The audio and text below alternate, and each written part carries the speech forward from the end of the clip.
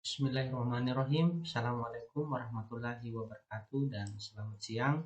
Salam sejahtera untuk kita semua. Pertama-tama perkenalkan saya ini nama saya Jelas, pengampu mata kuliah akuntansi UKM dan kewirausahaan. Eh,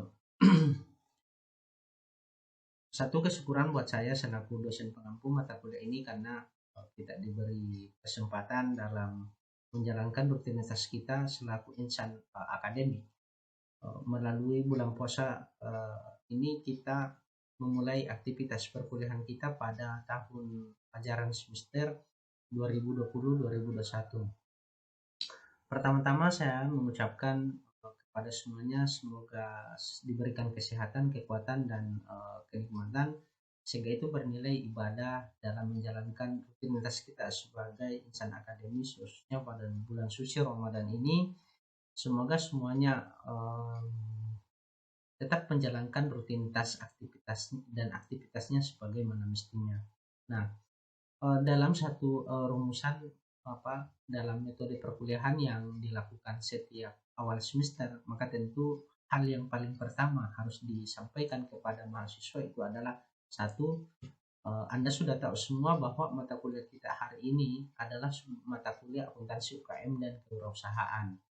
Oleh karenanya itu perlu dibuatkan satu bentuk kontrak dan ini memang sudah menjadi sebuah standar atau aturan dalam proses pembelajaran dimanapun itu berada. Nah, yang saya ingin mau sampaikan bahwa akuntansi ini adalah program S1 yang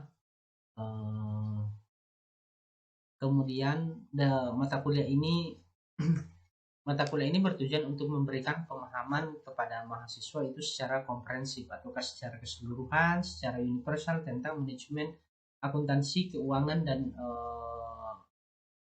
UMKM sebenarnya, usaha menengah kecil dan mikro yang dikaitkan dengan perkembangan strategi produk.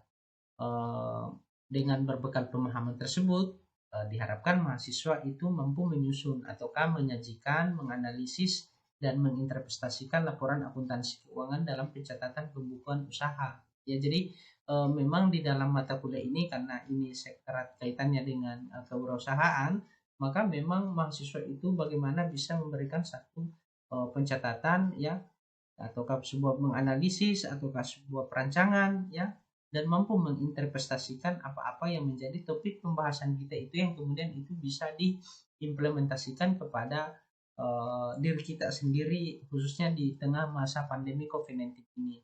Nah, ini yang perlu saya sampaikan kepada adik-adik semua bahwa di masa pandemi COVID-19 ini ya ini sudah lebih dari 1 tahun ya kita menjalani proses seperti ini. Ternyata sebuah perubahan besar atau sebuah ledakan berat, the big power itu, sebuah kekuatan itu yang kemudian bisa kita rasakan hari ini dan terjadi namanya sebuah transformasi itu secara global ya. Jadi bukan dia tingkatnya lokal, regional maupun nasional, akan tetapi ini sudah bersifat secara global. Artian adalah semua hari ini kita harus memberikan satu nilai yang cukup berbeda pada periode-periode sebelumnya ya di masa pandemi COVID-19 ini. Nah, saya kira inilah yang saya sampaikan dulu terkait dengan deskripsi mata kuliah. Selanjutnya kita masuk dalam pelaksanaan perkuliahan. Jadi ini mungkin dulu masih sifatnya luring, akan tetapi sekarang ini sudah kita masuk dalam daring ya. Jadi proses perkuliahan kita selama 1 semester ke depan kita fokuskan itu ke daring. Tapi nah sekarang juga kenapa ada LMS ini supaya memudahkan teman-teman nantinya atau adik-adik mahasiswa itu dalam mengakses seluruh proses perkuliahan yang ada dan kemudian itu terjadi yang namanya satu komunikasi yang secara lebih intens itu kepada setiap dosen pengampu mata kuliah yang telah Anda program pada semester ini. Ya, contohnya misalnya saya itu melalui LMS, kemudian kita seluruh sangat bisa untuk menyajikan beberapa penyampaian yang relatif cepat ya. Nah, ini kehadiran bobot presentasi yang saya lakukan ini adalah 15%, kemudian sikap dan perilaku itu 15%, kemudian tugas itu ya tugas tentu itu terbagi menjadi dua, ada tugas kelompok dan ada tugas mandiri. Akan tetapi karena ya tapi tidak apa-apa, nanti juga melalui media Zoom tetap kita melakukan satu bentuk diskusi yang sifatnya kelompok ya, dari kelompok, dan setelah itu dijabarkan dalam tugas yang sifatnya mandiri. Kemudian UTS atau kami tes ini itu 25%, dan kemudian UAS itu 20%. Ya, jadi saya malah UAS, ujian atau final itu malah saya lebih persentasenya menurut saya itu lebih kecil. Kenapa lebih kecil? Karena ya biasanya kadang orang itu hanya mengikuti saja finalnya, ya dia tidak mengikuti mid-testnya. Justru disinilah itu melihat skill ataukah sikap dan perilaku mahasiswa itu yang sesungguhnya sebelum masuk pada mid-test, sehingga kemudian saya memberikan bobot penilaian yang lebih signifikan tinggi ketimbang final test. Nah, saya kira itu. Nah, sekarang kita masuk di pembahasan pada RPS ya. Jadi tadi itu baru kontrak perkuliahan, sekarang ini sudah masuk di rencana pembelajaran semester ataukah RPS ya. Nah, ini seperti ini sebenarnya yang sudah disampaikan ya. Jadi mahasiswa diharapkan mampu mengerti, memahami dan menganalisis, tadi itu sudah disampaikan ya, memahami berbagai macam bidang ilmu akuntansi, koperasi, usaha mikro, kecil, menengah atau UMKM yang sifatnya bergerak pada aspek simpang pinjam misalnya. Nah, ini kan banyak. Nanti kalau misalnya semester berikut, maka mungkin ada mata kuliah lagi yang membahas terkait dengan terkait dengan simpang pinjam itu berbasis masyarakat kecil. Ya, ada nanti itu. Ya. Nah, ini capaian pembelajaran yang akan kita harapkan di dalam proses perkuliahan ini. Nah, selanjutnya bagaimana mahasiswa itu menguasai konsep akuntansi dan UMKM sehingga kemudian menciptakan suatu ruang entrepreneur, karena mahasiswa ini mesti harus memiliki jiwa entrepreneur, apalagi kita ini orang ekonomi akuntansi lagi. Jadi karakter-karakter itu mesti harus terbangun di dalam diri kita ya, sehingga kemudian kita mampu mengakselerasi perkembangan yang ada hari ini. Ya, lagi-lagi saya katakan di masa pandemi COVID-19 ini pemerintah mencanangkan, itu bahkan bukan hanya pemerintah Indonesia, tetapi ini juga bersifat secara global terjadi yang namanya untuk kita ya. Di tahun 2020 kemarin pemerintah itu sudah memberikan penyampaian bahwa negara kita ini ya melalui Menteri Keuangan bahwa Indonesia itu masuk dalam tahap resesi ekonomi. Artinya terjadinya sebuah sirkulasi ekonomi yang sangat begitu melambat karena tidak ada ruang aktivitas yang berjalan, diakibatkan karena pandemi COVID-19 ini. Orang saling membatasi diri, menjaga jarak dan segala macam. Sehingga kemudian pemerintah itu di tahun 2021 ini ya, karena COVID-19 ini sudah selesai melaksanakan ulang tahunnya yang pertama, sehingga kemudian pemerintah itu bagaimana melakukan satu recovering ya dalam rangka pemulihan ekonomi secara nasional. Itu yang dimaksud dengan recovering fund, pemulihan ekonomi secara nasional. Nah, itu penting, makanya perlu kita ini melakukan satu penguasaan konsep akuntansi dan UMKM ya, sehingga kemudian karena pada sektor inilah yang mampu memberikan kontribusi realnya terhadap pertumbuhan ekonomi itu di mana saja, baik itu pada tingkat pedesaan, perkotaan, negara, dan bangsa. Nah, kemudian mampu memahami pilar ekonomi bangsa. Jadi pilar ekonomi bangsa tadi saya katakan bahwa memang kita ini sudah masuk dalam ambang resesi ya, bukan, kita masuk dalam satu resesi, sehingga kemudian ada yang namanya sirkulasi pergerakan atau recovery ekonomi ya, terjadinya sebuah increase ya. Nah, increase ini yang perlu harus lebih dikembangkan ataukah peningkatan. Nah, hal ini yang perlu sangat menjadi sebuah substansi bagi kita sebagai orang ekonomi, karena tanggung jawab paling besar untuk hari ini dalam rangka menciptakan pemulihan ekonomi nasional itu adalah orang-orang ekonomi ya. Itu menjadi satu sebuah suggestion tantangan kepada kita semua. Nah, selanjutnya adalah memiliki strategi pengembangan produk. Nah, ini yang bersifat startup. Makanya hari ini saya lebih sangat suka kalau misalnya kalian semua memiliki usaha-usaha. Ya, apapun itu. Misalnya kita ini orang kampung. Orang kampung itu apa sih potensi yang ada di kampung kita yang kemudian kita bisa kembangkan secara lebih mendetail, ya, ataukah secara lebih masif itu di perkotaan. Karena sumber daya sesungguhnya hari ini yang paling banyak kan itu ada di sektor di pedesaan. Nah, di pedesaan inilah yang atau kampung inilah yang memberikan sumber daya alam. Bagaimana kemudian sumber daya alam tersebut itu kemudian kita kelola dan kemudian kita kembangkan menjadi produk. Misalnya contoh, misalnya bawang merah. Ya tadinya hanya bawang merah itu secara utuh. Bagaimana kemudian kita melakukan packaging. Ya, contoh misalnya ini contoh saja bawang merah itu yang kemudian kita blender, kemudian kasih masuk dan kemudian jajakan. Ini kan sudah ada sebuah perubahan di situ. Yang tadinya hanya dalam bentuk bijian, itu sudah masuk dalam bentuk apa ini? Sudah bentuk dalam bumbu yang siap saji, tidak perlu lagi oleh orang lain, tapi sudah masuk dalam kemasan. Kemudian sisa mereka yang mempergunakan yang membeli ataukah memerlukan. Nah, itu.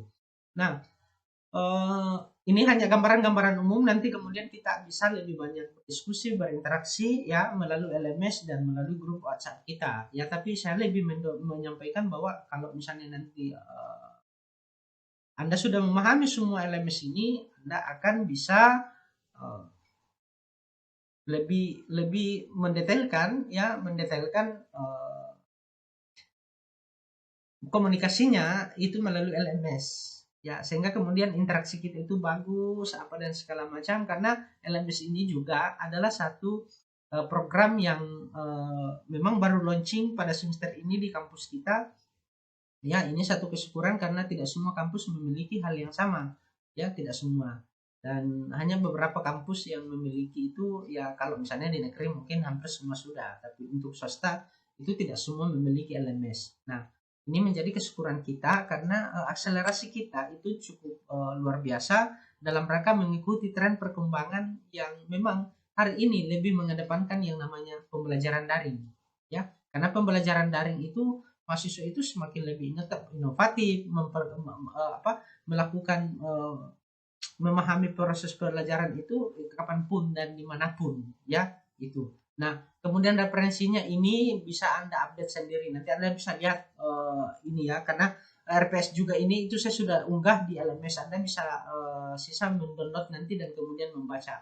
Nah, tadi ini hampir sama lah yang di atas. Kemudian ini pertemuan pertama kita, itu kita masuk dalam kontrak belajar. Kemudian di pertemuan kedua itu adalah pembahasannya itu definisi akuntansi dan UKM ya, kemudian membangkitkan ekonomi dan sektor UKM ya. Kemudian ini buku referensinya ya tetap sama ya. Nah, kemudian ini saya tidak perlu jelaskan terlalu panjang, memahami definisi akuntansi UKM, memahami teori dan dalam membangkitkan ekonomi bangsa. Jadi memang kita ini bicara dalam sebuah konteks ekonomi, nation economy ya. Ya, kemudian pengembangan pertemuan yang ketiga. Jadi kalau misalnya ada hal yang seperti ini, artinya ini 2 kali pertemuan ketiga dan pertemuan keempat ya. Nah, ini pertemuan ketiga dan keempat. Ini kan hanya pertemuan pertama, kedua, ini langsung pertemuan kedua dan ketiga dan empat.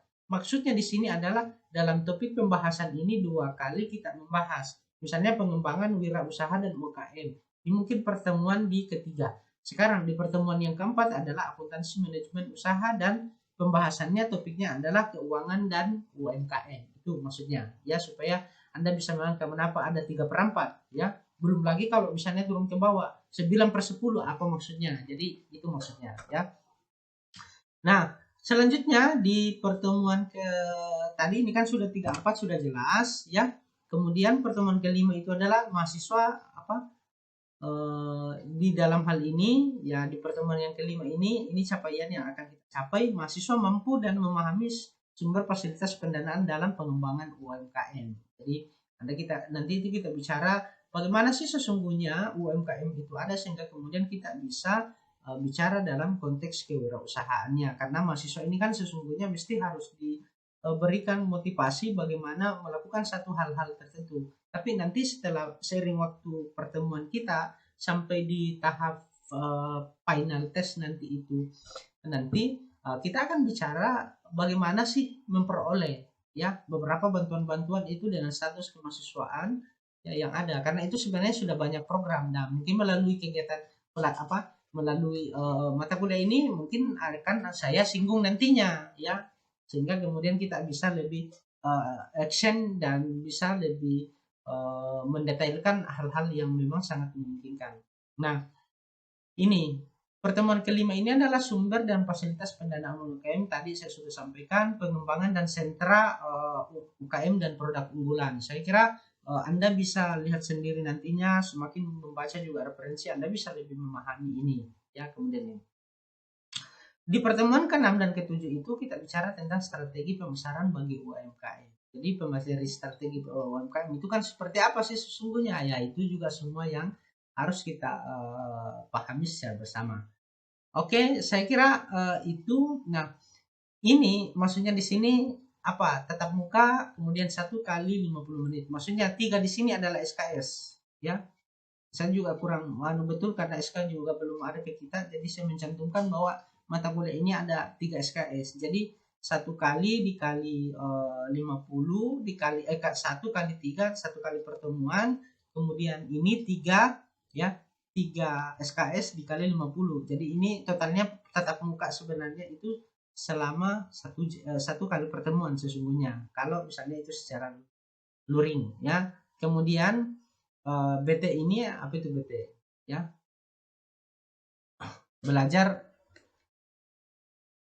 ini BM ini adalah sebenarnya enggak ada di sini ya, enggak ada ini. Kemudian BM ini adalah 1 kali 6, maksudnya BM ini adalah belajar mandiri ya, BM.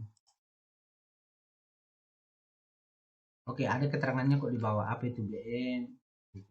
Nah, ini PT tatap muka, PT penugasan terstruktur, BM ini, kemudian ya tadi itu mestinya BM ini adalah PT penugasan terstruktur ya, salah tulis ya.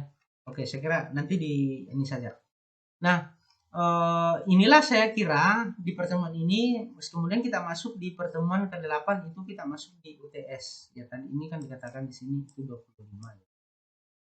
Ya, oke. Kemudian pertemuan ke-9 saya kira tidak perlu saya terlalu panjang menjelaskan ini karena sebenarnya sudah ada di LMS. Anda sisa mengunduh sebenarnya atau kami lihat itu. Nah, saya kira ini dulu, nanti pekan depan kemudian kita sudah masuk di dalam materi ya, materi pembahasan sesuai dengan RPS atau topik yang akan dibahasakan dalam pembahasan pekan depan, supaya kalian semua itu bisa lebih memahami arah dan maksud mata kuliah kita, sehingga kemudian kita bisa lebih banyak sharing ya. Saya kira demikian apa yang menjadi penyampaian saya melalui video ini. Saya mengucapkan selamat menunaikan ibadah puasa, selalu diberikan kesehatan ya, kenikmatan dan tak kurang dari satu apapun. Akhir kata dari saya, billahi taufiq wal hidayah. Wassalamualaikum warahmatullahi wabarakatuh.